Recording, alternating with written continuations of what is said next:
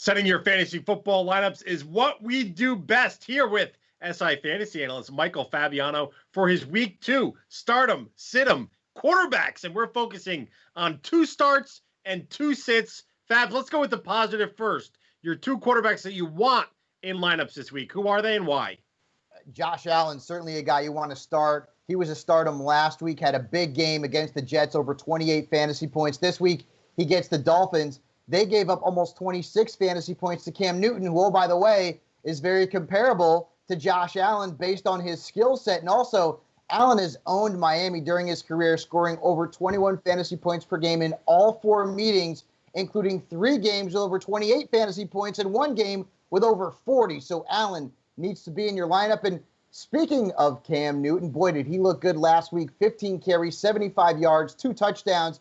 And I understand that having 15 carries a week for a quarterback is not sustainable. But keep this in mind. Last year, Seattle gave up the 4th most rushing yards and 3 rushing touchdowns to enemy quarterbacks. So while Cam may not give you 15 rushes this week, I still think he can give you success on the ground. And remember what Matt Ryan did to that defense last week. So Cam Newton should be in your lineup once again. Josh Allen and Cam Newton, both quarterbacks that can pass and run. We know that boosts their fantasy value for sure. Let's go to the guys that are on the bench this week. You're not starting Carson Wentz or Jared Goff. Is it a bad matchup? Lack of weapons? What do you not like about these guys? It's definitely a bad matchup for both, including Carson Wentz, who I liked last week. And in the first quarter, I was smiling. I thought, man, Wentz is going to have a big game. And then Washington realized the Eagles' offensive line is a mess right now, and 8 sacks later, Wentz was a disappointment.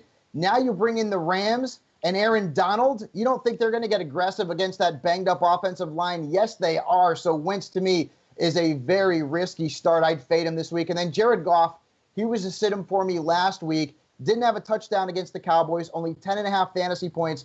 And the matchup in Philadelphia is tough. They are very, very formidable against quarterbacks on their home field. In fact, last year, only the Ravens gave up fewer fantasy points to quarterbacks on their home field than Philadelphia. So Jared Goff is a fade for me in week 2. You can check out more great insight from Michael Fabiano and the rest of the awesome analysts here at SI Fantasy by getting that membership to SI Fantasy Plus. It's only $14.99 a month. Go to si.com/fantasy to sign up.